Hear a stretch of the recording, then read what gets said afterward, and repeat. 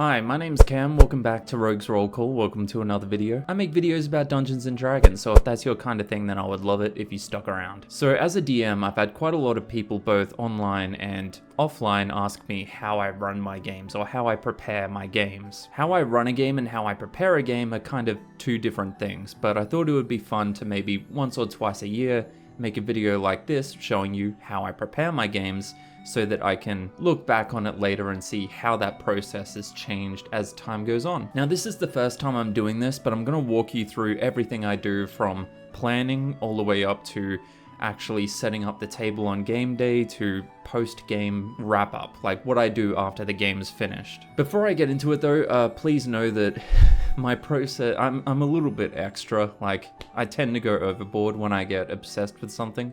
It's just kind of in my nature. So not only would I say that it's unnecessary to do everything that I do, but to be honest, I might even do a bit too much. But it's what works for me and my players. At the end of the day, as long as you and your players are having fun, then you're all good, mate.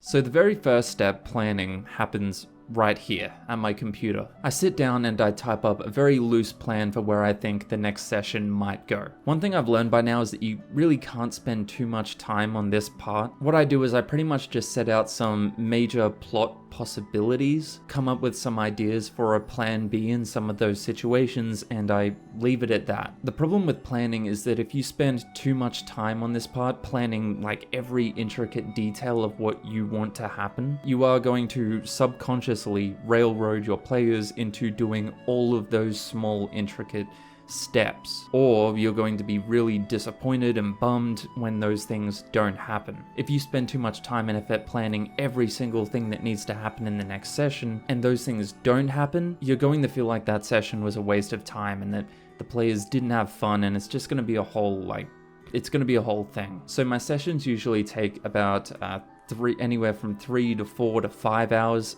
sometimes, and I really only spend like 10 to 20 minutes planning it. I think of planning more as just me making sure that the players have stuff that they can do, rather than planning things that they must do.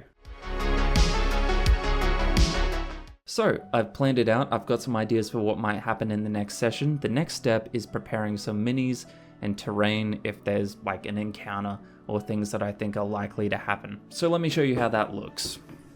I have two 3D printers. This one, the big boy, Bambu Labs P1S, is for terrain. It's an FDM printer, which means it takes filament, which is this like spool of plastic thread. This printer is fast, reliable, and aside from the cost of the printer itself, it's pretty cheap. If it's not something really small and detailed, like a mini, it gets printed on here. That includes all of my dungeon tiles, my buildings, environment, and most scatter terrain. This one is my little resin printer. This one is for minis and any small scatter terrain that I want finer, smooth detail on. Now resin is much pricier than filament. It's also very messy and it's toxic to your skin.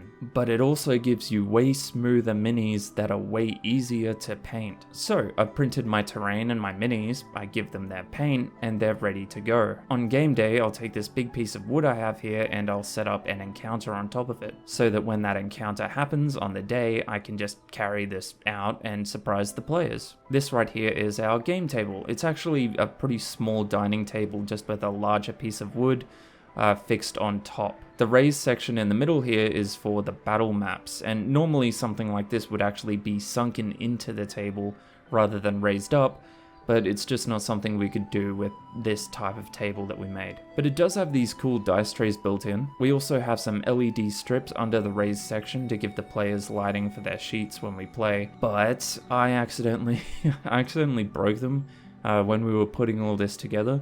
Oops. It's alright though, I'll fix that later. We have a colored hue light bulb above the table for atmospheric lighting. On game day, I'll set up my DM screen, get my laptop, a Bluetooth speaker for music, my dice tray, my DM kit, and an iPad. I don't always use the iPad, but it is cool for putting images up for the players if I want to give them a visual of like an NPC or a location. On the topic of the DM screen, I made this one out of foam. I just wanted to tell you that. I'm pretty proud of it. Here's some of the notes I've found important to keep up on my screen.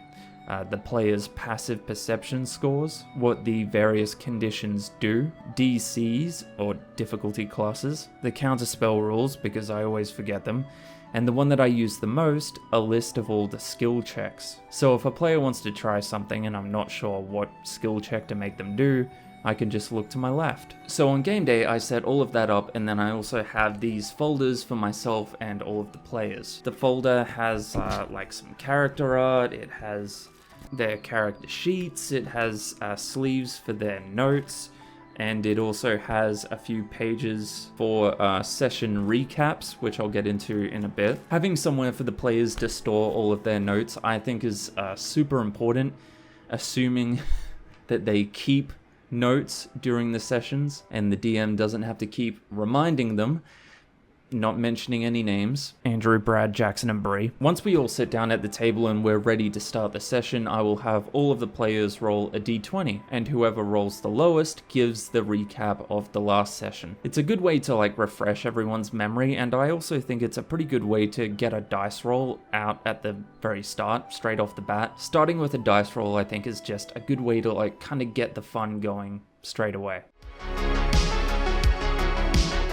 So you play the session, you kill it as the DM, because of course you do, you're amazing. You can absolutely just finish here. You can kick your feet up and just relax until it's time to do this all again next week. But there is something I like to do at the end of the sessions as well. After the session, while it's still fresh in my memory, I will write up a bit of a bullet point list of everything that just happened in that session. Print out a bunch of copies and put them in all the folders. I do a recap. I want to stress that I don't write the recaps out like I'm writing a short story.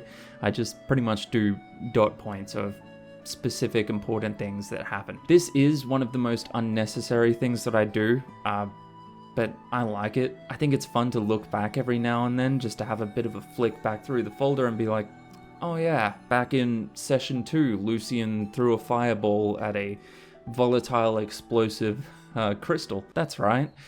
That's a thing that happened. I don't include very specific important details in these recaps because, again, that's something that the players should be keeping notes on. But in the far future, at the very least, we can have a look back when the campaign's over and just read back on all of the awesome and horrible things and stuff that happened. And then after all of that is done, the last step is just to spend the next week obsessing about how I can torment my friends in the next session. What's that enormous monster mini that Cam's printing in the garage? Don't worry.